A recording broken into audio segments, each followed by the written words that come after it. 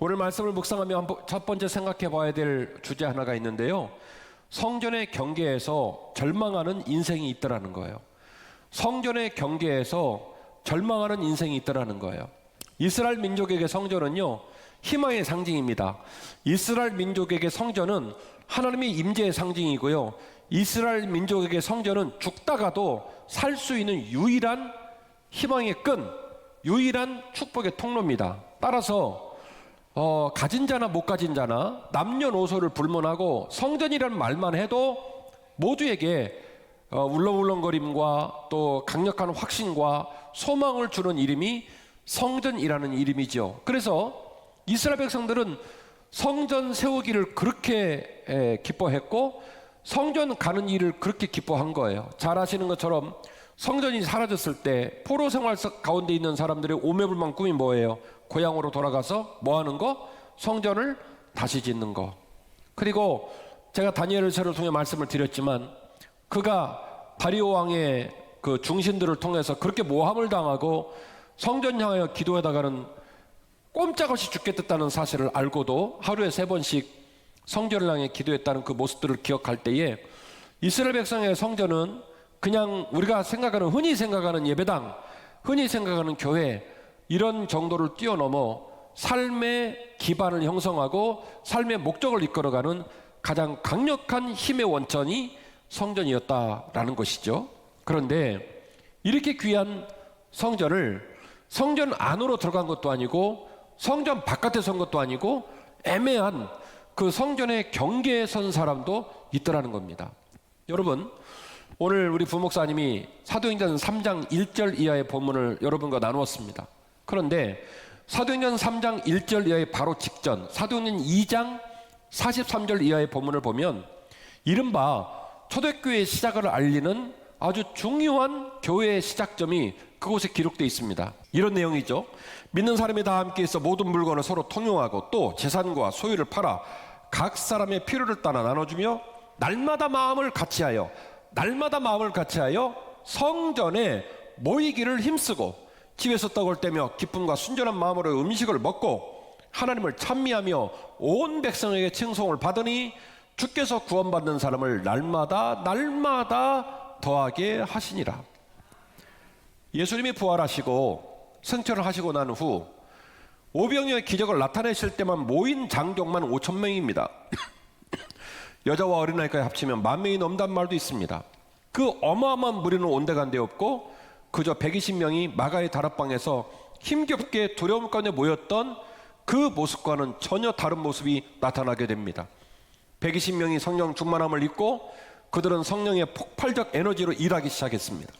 그래서 그들은 오히려 다락방을 뚫고 나와 성전에 모이기를 힘쓰고 그리고 기도하기를 전혀 힘쓰고 집에서 음식을 먹고 자신들의 먹을 것과 입을 걸 들고 나와 먹는 자의 입에 넣어주고 못 입은 자의 옷에 입혀주고 그렇게 격려하며 폭발적인 성장을 하게 되었다라는 본문이 바로 앞에 나오는 사도행전 2장 43절 이하의 본문입니다. 그런데요, 그렇게 어마어마한 얘기가 사도행전 2장 43절 이하의 본문에 기록되어 있는데 바로 이어지는 3장 1절 이하의 본문에서 그런 영적 분위기 위에 초를 치는 사람이 등장을 합니다.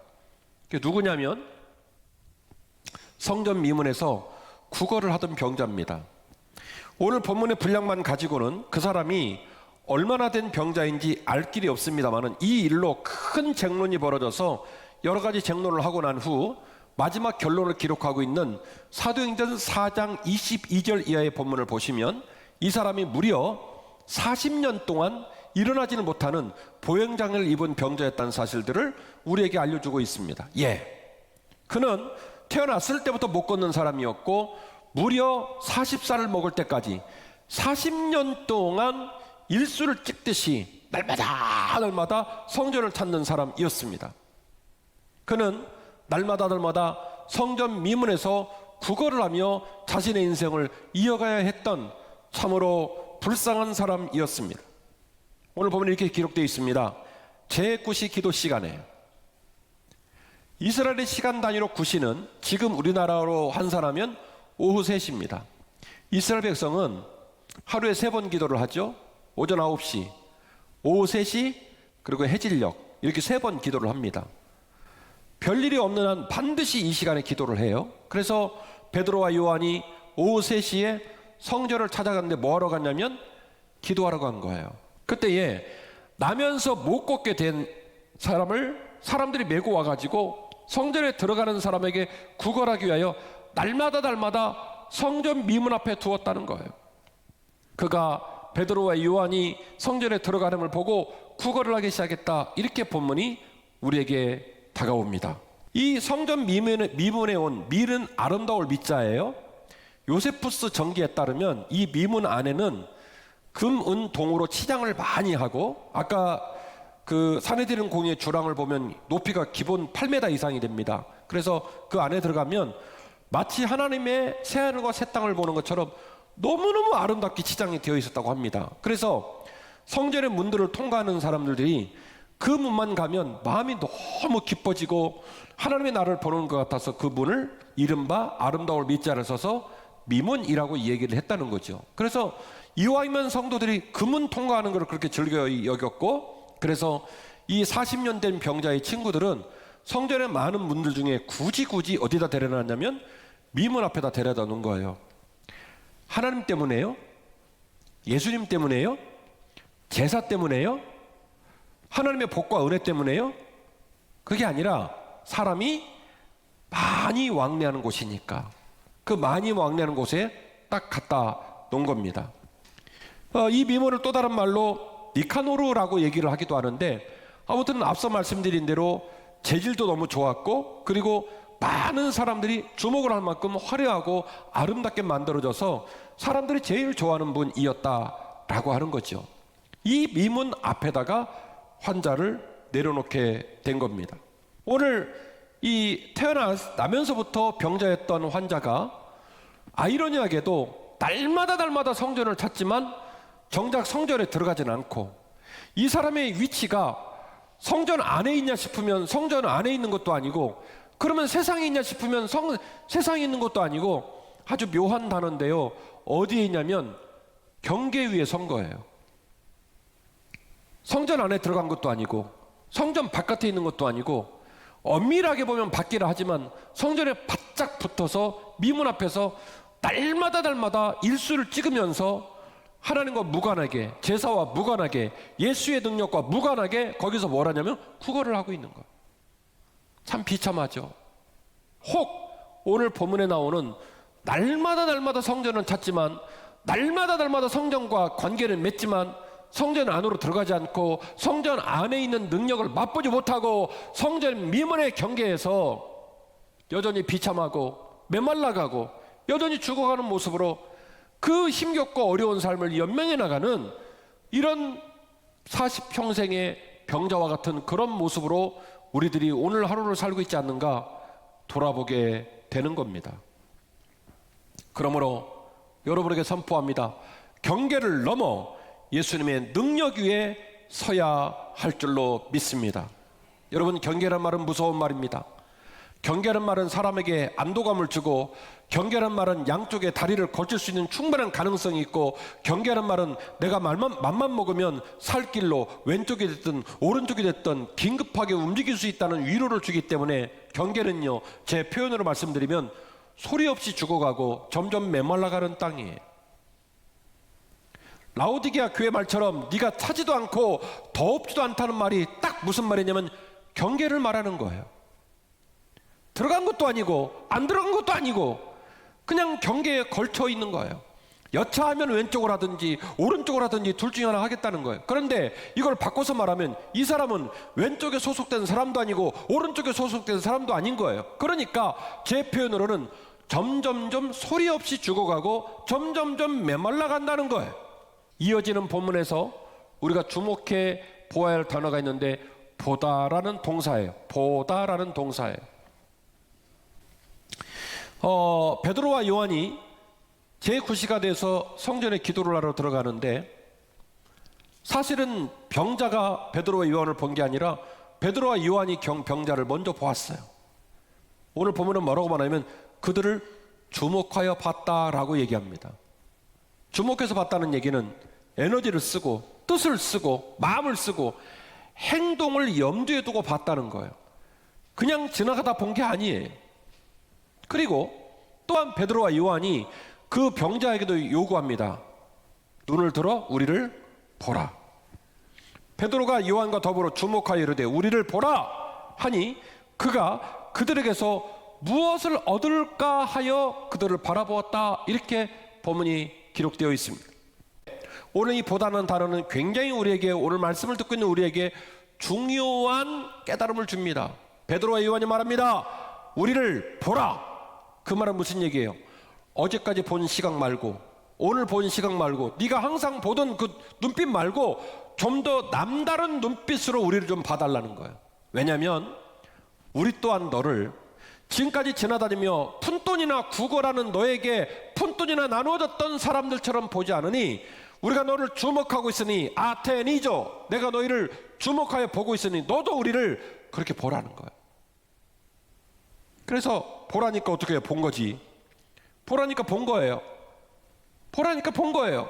그렇게 보니까 베드로 요한이 뭐라고 말하냐면 네가 원하는 금과 은은 우리에게 없거니와 그러나 내 안에 있는 것을 내가 너에게 주노니 나사렛 예수 그리스도의 이름으로 일어나 걸어라. 할렐루야. 여러분 여쭙겠습니다. 40년 된 병자에게 돈 20만 원, 30만 원 수표로 구걸하는 사람의 구걸의 금액이 중요합니까? 병 낫는 게 중요합니까? 병 낫는 게 훨씬 중요하죠. 병 나으면 하다못해 날품을 나가도 내 노동력과 내 수고로 떳떳하게 돈 벌고 당당하게 살 수 있어요. 미문 앞에 가서 구걸하고 조롱당하고 멸시와 천대를 받으며 불쌍한 인생 살 필요 없습니다. 병을 나을 수만 있다면, 내 발로 뒷걸어 설 수만 있다면 내 소신껏 살 수 있습니다. 그런데 왜 병자는 그런 꿈을 꾸지 않았을까요? 이 아테니죠. 보았다는 말, 병자의 시각, 병자의 식상하고 루틴한 그의 시각은 뭐냐면 나는 병 나을 수 없다. 엊그제 가진 병이 아니에요. 무려 40년 동안 그 자리에 앉아 있었어요. 천지가 개벽을 하고 하늘하고 땅하고 붙어도 두 발로 걸어 다니고 내 손으로 돈 벌고 떳떳하게 사는 건 내 인생에 불가능하다. 이것이 바로 병자의 시각의 한계예요. 그러니까 구걸을 하는 거예요. 병 나을 가능성이 있다면, 내가 얼마든지 구걸하지 않고 살 수 있다면 그렇게 살았겠습니까? 안 하죠. 저 같아도 안 하죠. 아마도 비슷한 얘기 같지만 예수님이 집회를 할 때 지붕 뚫고 중풍병자를 선발에 달아갖고 친구들이 세상에 얼마나 간절했는지 지붕 뚫고 달아내리잖아요. 혈루병 가진 여인이 감히 주님 앞에, 혈루병은 부정한 병인지라 원래 고지를 해야 됩니다. 사람들 곁에 가면 안 돼요. 그래서 자신의 그런 특수한 상황 가운데 모르게 주님이 지나가는데 주님 옷자락에 손을 대어서 병이 낫지 않습니까? 회당장 야이로의 경우도 마찬가지 아닙니까? 믿음으로 낫고 수르보닉의 여인 경우도 마찬가지 아닙니까? 주님이 주인의 상에는 음식을 개한테 어떻게 주냐 그러니까 이 여인이 놀라운 얘기를 하잖아요. 당신이 나와 내 자식을 강아지처럼 본다면 강아지도 주인의 종에서 떨어지는 부스러기를 먹고 살거늘 진짜 음식 주기 싫으면 뭐라도 줘라. 부스러기대로 줘라. 여인아, 너의 믿음이 네 자녀의 병을 낫게 했다. 자신의 시각의 한계가 내가 이 질병을 이길 수 있다, 내가 이 질병을 극복할 수 있다라고 믿었다면 그렇게 구걸하고 앉아있지는 않죠. 경계를 지키고 있지는 않죠. 그러나 그는 왜 어제도 경계를 지키고 오늘도 경계를 지키고 내일도 경계를 지킬 거라고 다짐하고 있을까요? 그의 시각의 한계는 아테니죠. 그의 시각에 주목하여 보는 그 시각의 한계는 나는 죽어도 병 나을 수 없다는 거예요. 그러니까 나한테 돈 달라는 거예요. 그런데 베드로와 요한은 그를 주목하고 그를 보면서 그에게 볼 것을 요구하면서 얘기하는 거예요. 네가 눈을 뜨기를 원하고 네 마음 가운데 다른 결, 다른 능력, 다른 소망이 생기기를 원하는데 돈이 중요한 게 아니라 푼돈 받고 멸시와 천대를 받고 불쌍한 생명을 유지하고 말라 죽어가고 소리 없이 죽어가는 인생을 사는 게 중요한 게 아니라 내가 너에게 명하노니 나사렛 예수 그리스도의 이름으로 명하노니 일어나 걸으라. 예수의 능력을 선물로 준 거예요. 이 말은 무슨 얘기입니까? 영적으로 풀이한다면 성전 미문에 경계에 서지 말고 이제 그만 성전 안으로 들어가라는 거예요.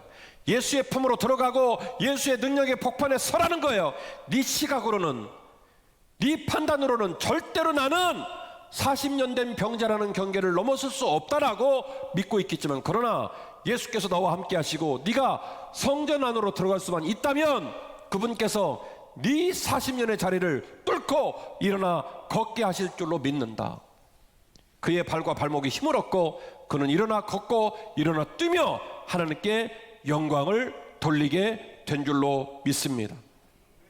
사랑하는 한빛가족 여러분, 병나음을 기대하고 더 나아가 그리스도를 따르는 생명의 눈으로 초청을 받고 있는 이 미문 앞에 40년 동안 지켰던 병자에게 주는 베드로와 요한의 메시지가 오늘 이 아침에 우리의 귀와 우리의 마음에 들려지기를 원합니다. 우리를 주목하여 보라, 아테니조, 이 요청이 오늘 우리 귀에 들려지기를 원합니다. 항상 예배하는 그 자리에 앉아 있습니다. 익숙한 예배가 진행되고 있고 우리는 그 예배를 10년, 20년 반복해 오고 있습니다. 혹시 우리들의 신앙과 우리들의 예배와 우리들의 예물과 우리들의 종교적인 관습이 성전을 쫓아가지만 성전 미문의 경계에 서서 들어간 것도 아니고 안 들어간 것도 아니고 항상 주님의 능력과 그 은혜의 땅의 곁을 뱅뱅 맴도는 경계에 선 믿음이 아닌지 곰곰이 돌아보시고, 베드로와 요한이 그 병자에게 말하기를 네가 원하는 금과 은은 없거니와 내게 있는 것을 너에게 주노니 나사렛 예수 그리스도의 이름으로 일어나 걸으라. 이 귀한 말씀이 오늘 이 시간 우리 귀에 들려지기를 주의 이름으로 축원합니다. 성전 안으로 들어가십시오. 그리고 주님 품에 들어가시고 주님의 능력 가운데 거하시기를 주의 이름으로 축원합니다. 말씀의 결론입니다. 주님을 주목하고 새로운 눈으로 나아가야 할 줄로 믿습니다. 우리는 성전의 뜰만을 밟고 그냥 돌아가거나 40년 된 병자처럼 성전 미문에 머무르는 삶으로 소리 없이 메말라가고 그렇게 무너지면 안 된다는 거예요. 이사야 1장 12절 말씀인데요, 너희가 내 앞에 보이러 오는 이것을 누가 너희에게 요구했느냐? 내 마당만 밟을 뿐이니라. 여러 목사님들께서 성전 뜰만을 밟지 마세요 라고 설교를 하실 때 자주 인용하는 본문이 이사야서 1장 12절 말씀입니다. 헛된 재물을 다시 가져오지 말라. 분향은 내가 가증히 여기는 바요, 월삭과 안식일과 대회로 모이는 것도 그러하니 성회와 아울러 악을 행하는 것을 내가 더 이상 견디지 못하겠다.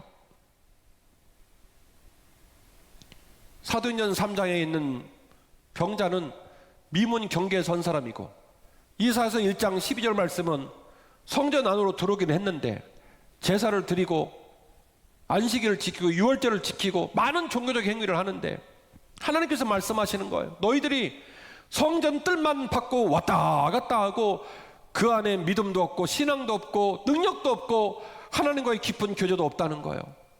그저 몸만 왔다 갔다 한다는 말이죠. 지난 2년여의 기간 우리의 삶의 자리가 매우 특수하고 두려운 상황에 놓여 있던 것은 맞습니다. 그러나 우리는 이 역사의 복판에서 오늘 말씀을 듣고 예배하면서 우리의 심령을 분별하여 지혜로워야 하며 여전히 힘있는 믿음의 눈으로 주님과 성도와 부족한 종과 교회를 주목하며 경계를 뛰어넘어 성전의 뜰을 넘어 예수님의 품으로 예수님의 능력으로 나아가야 할 줄로 믿습니다. 이사야서 1장 12절 말씀에 하나님의 요구는 뭡니까? 이왕 너희들이 성전을 들어온다면, 이왕 너희들이 뜰을 받는다면 나 만나고 가라. 너희들의 죄의 문제가 풀어지고 너희들의 질병과 삶의 질고가 풀어지고 나 만나서 생명을 얻고 가라. 종교적인 관습 가운데 성전만 뜰만 밟고 왔다 갔다 하지 말라는 거예요. 베드로와 요한이 말한 것은 이 아름다운 미문, 수많은 사람이 이 미문을 통과하며 하나님의 아름다운 날을 꿈꾸고 성전은 기도하러 오고 하나님의 능력을 경험하는 곳인데, 하루도 안 빠지고 성전을 찾지만 성전 안에 들어간 것도 아니고 세상에 있는 것도 아니고 그 땅바닥에 철푸덕 주저앉아 비난과 조롱과 수많은 수치를 당하며 몇 푼의 돈을 구하고 그렇게 소리 없이 시들어가고 메말라가고 죽어간 너희 인생을 그냥 내버려 두지 말라는 거예요. 네가 원하는 금과 금은 없거니와 나사렛 예수 그리스도의 이름을 명하노니 일어나 걸어라. 그의 시각의 경계는 나는 구걸 안 하면 못 살아, 구걸이라도 해야 살지, 이게 이 사람의 경계. 그러나 베드로와 요한은 말하는 거예요. 아니야, 너는 안 된다고 생각하지만 예수님이 너를 사랑하시고 네가 예수님 품에만 들어가면 일어나 충분히 걸을 수 있어. 더 이상 구걸하지 않아도 돼. 비참하게 조롱당하지 않아도 돼. 네 발로 뛰고 네 발로 걷고 얼마든지 일할 수 있어. 그래서 너에게 명하노니 일어나 네 자리를 들고 걸어가거라. 성전 미문에 철푸덕 주저앉아서 몇 푼의 돈을 구걸하는 그 병자의 모습이 영적으로 혹시 우리의 모습은 아닐까요? 이사야서 1장 12절 말씀처럼 틈만 나면 성전을 찾아다니고 제사한답시고 안식일 지킨답시고 유월절 지킨답시고 수많은 종교적인 행위를 왔다 갔다 하고 있지만 하나님 눈에는 하나님과 만남이 없고 그 능력이 없고 그냥 뜰만 밟고 왔다 갔다 거리는 그런 맥없고 힘없는 모습이 오늘 우리들의 모습은 아닐까요? 경계에 서지 마십시오. 경계를 떨치고 일어나 주님 품으로 들어가십시오. 주님 능력에 거하십시오. 금과 은은 내게 없거니와 나사렛 예수 그리스도의 이름으로 명하노니 일어나 걸어라. 오늘 이 말씀이 여러분 마음에 믿음이 되어서 여러분을 괴롭히는 질병과 병마가 떠나가고 오랜 세월 물질의 고통, 노인받는 역사가 있기를 원하고 여러분의 불쌍한 자녀들, 여러분의 소중한 부모님들 하나님이 때를 따라 이른 비와 늦은 비에 은혜를 주셔서 고난이 떠나가고 문제가 풀어지고 하나님과 함께 승리의 길을 걸어가는 저와 여러분이 되시기를 주의 이름으로 축원합니다.